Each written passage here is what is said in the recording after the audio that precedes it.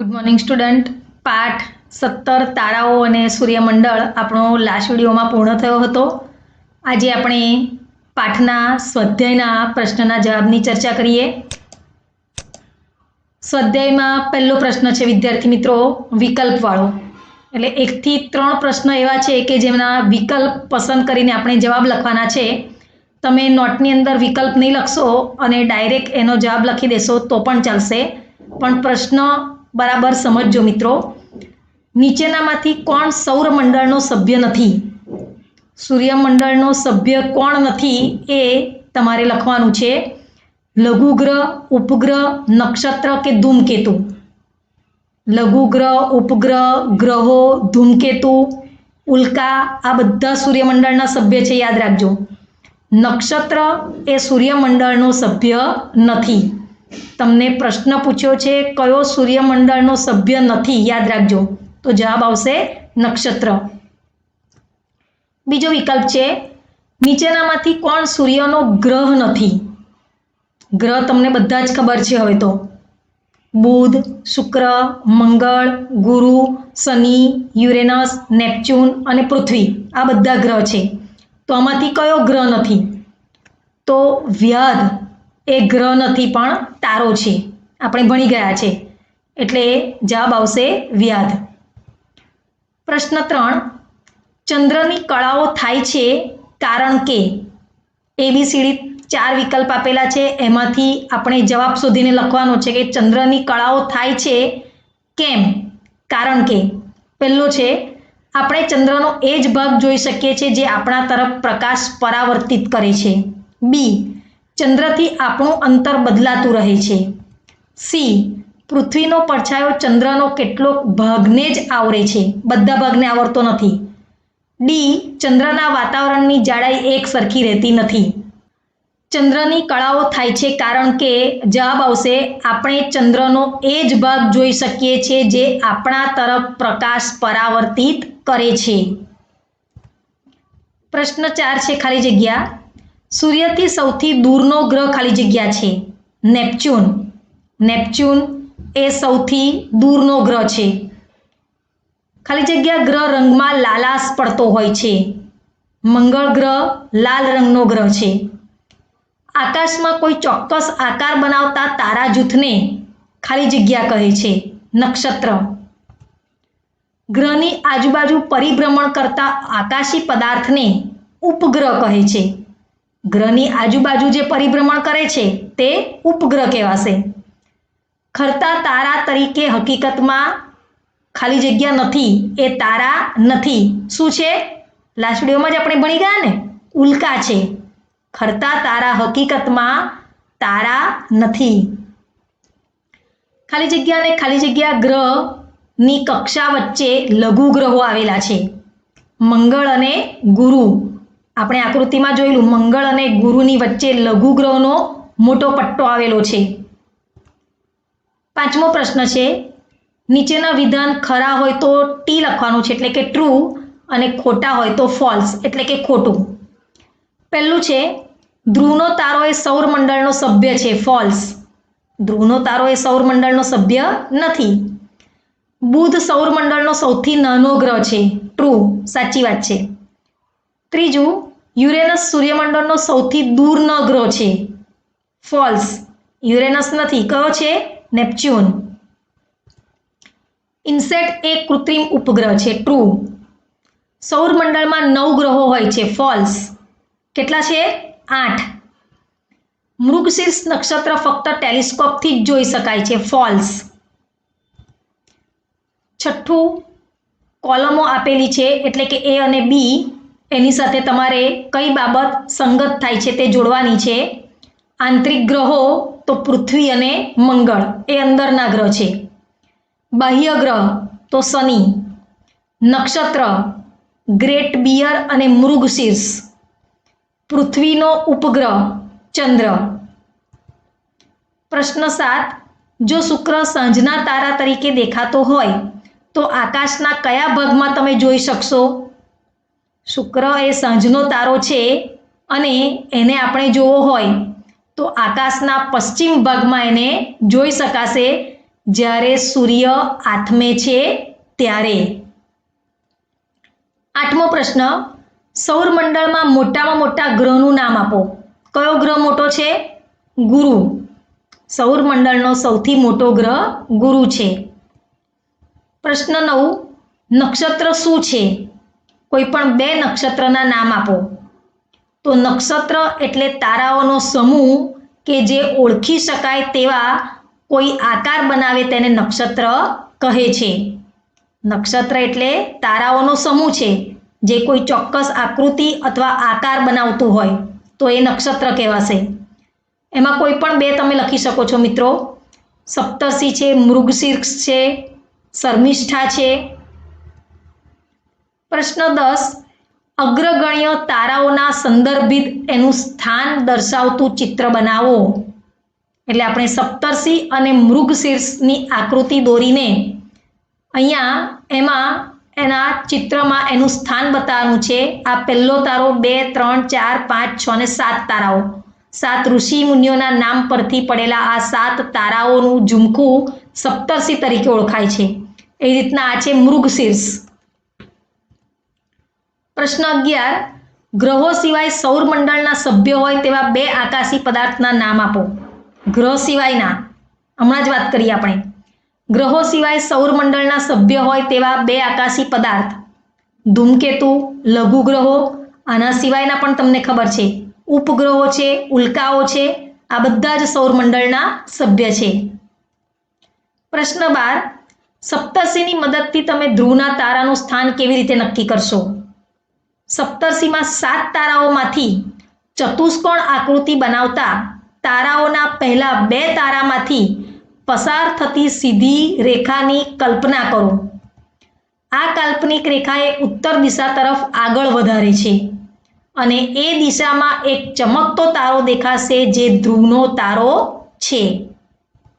આ રીતે આકૃતિ તમે દોરો. એની અંદર પ્રથમ 2 તારા જે છે તેનાથી ચતુષ્કોણ આકૃતિ, આ ચોરસ જે બને છે એ ચોરસ તારામાં પ્રથમ 2 તારાથી સીધી રેખાની કલ્પના કરો અને એ સીધી રેખાની કલ્પનાથી આગળ વધશો ત્યાં ચમકતો તારો દેખાશે, એ ધ્રુવનો તારો કહેવાશે. પ્રશ્ન 13, શું આકાશના બધા જ તારાઓ ખસે છે? સમજાવો. ના, આકાશના બધા જ તારાઓ તેમની જગ્યાએ અચળ છે, પરંતુ પૃથ્વીના ધરીભ્રમણને લીધે તારાઓ આપણને ખસતા દેખાય છે. પૃથ્વીનું ધરીભ્રમણ એટલે પૃથ્વી પોતાની ધરી ઉપર ફરે છે અને પૃથ્વી પોતાની ધરી ઉપર ફરે છે તેના કારણે તારાઓ ખસતા હોય તેવું આપણને લાગે છે. ખરેખર તારાઓ ખસતા નથી. ધ્રુવનો તારો પૃથ્વીની ધરીની દિશામાં આવેલો છે, તેથી જ તે ખસતો દેખાતો નથી. પ્રશ્ન 14, શા માટે તારાઓ વચ્ચેના અંતરને પ્રકાશ વર્ષમાં માપવામાં આવે છે? કોઈ તારો પૃથ્વીથી 8 પ્રકાશ વર્ષ દૂર છે, આ વિધાનથી તમે શું સમજશો? પ્રકાશ વર્ષ એકમની આપણે ચર્ચા કરેલી. ખગોળશાસ્ત્રીઓને કિલોમીટર એકમ પણ નાનો લાગ્યો એટલે અંતર માપવા માટે એમણે પ્રકાશ વર્ષ એકમની શોધ કરી. પૃથ્વીથી તારાઓ ખૂબ જ દૂર છે. આકાશમાં દેખાતા કોઈ 2 તારાઓ વચ્ચેનું અંતર પણ ઘણું મોટું હોય છે. આથી તારાઓ વચ્ચેના અંતરને કિલોમીટરમાં દર્શાવીએ તો ખૂબ મોટી સંખ્યામાં દર્શાવવા પડે અને જે વાંચવામાં તેમજ લખવામાં પણ મુશ્કેલી પડે. એટલું બધું અંતર છે મિત્રો કે જો કિલોમીટરમાં બી દર્શાવીએ તો લખવામાં તો મુશ્કેલી પડે, સાથે સાથે તમે વાંચી પણ ન શકો, એટલા આંકડા મોટા હોય એના. પ્રકાશ વર્ષ એ આકાશી પદાર્થો વચ્ચેના અંતર માપવાનો ઘણો મોટો એકમ છે. ખગોળશાસ્ત્રીઓએ 1 પ્રકાશ વર્ષ બરાબર 9.46 ગુણ્યા 1012. વિચારો, 9.46 ગુણ્યા 1012 તમને મેથ્સ આવડે જ છે. 1012 એટલે 10 ગુણ્યા 10 ગુણ્યા 10 ગુણ્યા 12 વખત. તો કિલોમીટર પણ નીચે દર્શાવેલા છે, આટલા થાય. હવે વાંચી શકો તમે આ આંકડા, લખી શકો તમે આ આંકડા. એટલે જ પ્રકાશ વર્ષ એકમ શોધ્યો અને 1 પ્રકાશ વર્ષ બરાબર 9.46 ગુણ્યા 1012 તમારે યાદ રાખવાનું છે. આ જે અંતર આપેલું છે તે કિલોમીટર અંતરને બદલે 1 પ્રકાશ વર્ષ અંતર લખવાનું ખૂબ સરળ પડે. કોઈ તારો પૃથ્વીથી 8 પ્રકાશ વર્ષ દૂર છે, એનો અર્થ કે પ્રકાશ 3 લાખ કિલોમીટર પ્રતિ સેકન્ડની ઝડપે 8 વર્ષમાં જેટલું અંતર કાપે તેટલો એનો દર છે એમ કહેવાશે. યાદ રાખજો, 8 પ્રકાશ વર્ષ દૂર છે. 1 પ્રકાશ વર્ષ એટલે 9.46 ગુણ્યા 10^12 થાય છે. એનો અર્થ 8 પ્રકાશ વર્ષ દૂર એટલે કે 3 લાખ કિલોમીટર પ્રતિ સેકન્ડ. 1 સેકન્ડમાં 3 લાખ કિલોમીટરની ઝડપે. પ્રશ્ન 15. ગુરુની ત્રિજ્યા પૃથ્વી કરતાં 11 ગણી છે. ગુરુના કદ તથા પૃથ્વીના કદનો ગુણોત્તર શોધો. ગુરુમાં કેટલી પૃથ્વી સમાઈ શકે? પાઠની સમજમાં જ કીધેલું હતું કે ગુરુમાં 1300 જેટલી પૃથ્વી સમાઈ શકે એટલું મોટું ગુરુનું કદ છે.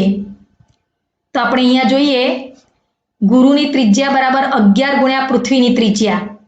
ગુરુની જે ત્રિજ્યા છે, ત્રિજ્યા તમે ભણો છો, વર્તુળની અંદર જે ત્રિજ્યા છે, કેન્દ્રથી વર્તુળનું માપ, એની ત્રિજ્યા 11 ગુણ્યા પૃથ્વીની ત્રિજ્યા. જો પૃથ્વીની ત્રિજ્યા આપણે ધરી લઈએ કે r છે અને ગુરુની ત્રિજ્યા 11 છે, તો 11 ગુણ્યા r કિલોમીટર થાય. હવે પૃથ્વીનું કદ બરાબર 4/3 પાઈ r ક્યુબ. ગુરુનું કદ બરાબર 4/3 પાઈ ગુણ્યા 11 r ક્યુબ બરાબર 4/3 પાઈ ગુણ્યા 1331 r ક્યુબ થશે. ગુરુનું કદ છેદમાં પૃથ્વીનું કદ લઈ લેવીએ તો જે પણ આપણે અહીંયા ઉપર લખેલું હતું 4/3 પાઈ ગુણ્યા 1331 r ક્યુબ છેદમાં 4/3 પાઈ ગુણ્યા r ક્યુબ. અહીંયા તમે જુઓ કે 4/5 પાઈ અને 4/5 પાઈ ઉડી જશે. અહીંયા 1331 r ઘન, અહીંયા r ક્યુબ ને r ક્યુબ પણ ઉડી જશે એટલે રહેશે 1331/1 એટલે 1331/1. એનો અર્થ કે ગુરુના કદ તથા પૃથ્વીના કદનો ગુણોત્તર 1331/1 છે. એટલે આપણે એમ કહી શકીએ કે ગુરુમાં 1331 જેટલી પૃથ્વી સમાવી શકાય. પ્રશ્ન 16. બુજોએ સૌરમંડળની આકૃતિ દોરેલી છે. આ પાઠ્યપુસ્તકની આકૃતિ છે. શું આ ચિત્ર બુજોએ બરાબર દોર્યું છે કે નથી દોર્યું? ગ્રહો બધા પોતાના સ્થાન પર છે કે નથી એ બરાબર આકૃતિ જોઈને અવલોકન કરીને તમારે લખવાનું છે. જો એણે બુજોએ ખોટી આકૃતિ દોરી હોય તો સુધારીને ફરી પાછું લખવાનું છે. આકૃતિમાં તમે જોઈ શકો છો, સૂર્ય પછી અહીંયા બુધ, પછી મંગળ, પછી પૃથ્વી, પછી ગુરુ, પછી શનિ, નેપચ્યુન અને યુરેનસ. બરાબર દોરેલી છે આકૃતિ? ખોટી છે, બરાબર ને? તો સુધારી આપણે. બીજો ગ્રહ શુક્ર છે અને અહીંયા બીજો ગ્રહ એને મંગળ બતાવેલો છે. ચોથો ગ્રહ મંગળ છે જ્યારે બુજોએ ચોથો ગ્રહ શુક્ર બતાવેલો છે. 7મો ગ્રહ યુરેનસ છે અને બુજોએ ત્યાં નેપચ્યુન બતાવેલું છે. 8મો ગ્રહ નેપચ્યુન છે અને બુજોએ યુરેનસ દર્શાવેલું છે. છેલ્લી ભૂલ એની એ છે કે લઘુ ગ્રહનો પટ્ટો મંગળ અને ગુરુની વચ્ચે આવેલો છે અને બુજોએ ગુરુ અને શનિની વચ્ચે દર્શાવેલો છે. તો આકૃતિ એની સુધારેલી આવી થશે. સૂર્ય પછીનો સૌથી પ્રથમ અને નાનો ગ્રહ બુધ આવશે. બુધ પછી આવશે શુક્ર. શુક્ર પછી ત્રીજા નંબરનો ગ્રહ છે પૃથ્વી. મંગળ લાલ રંગનો ગ્રહ. ત્યાર પછી સૌથી મોટો ગ્રહ ગુરુ આવશે. ત્યાર પછી સૌથી સુંદર ગ્રહ શનિ આવશે. પછી યુરેનસ અને પછી નેપચ્યુન. આ પ્રમાણે આકૃતિની અંદર સુધારીને તમારે ફરી પાછી દોરવાની છે કે જેમાં ગ્રહો આ રીતે ક્રમમાં ગ્રહો આવેલા છે. તો આની સાથે સ્વાધ્યાયના પ્રશ્નના જવાબની સમજ અહીંયા પૂર્ણ થાય છે.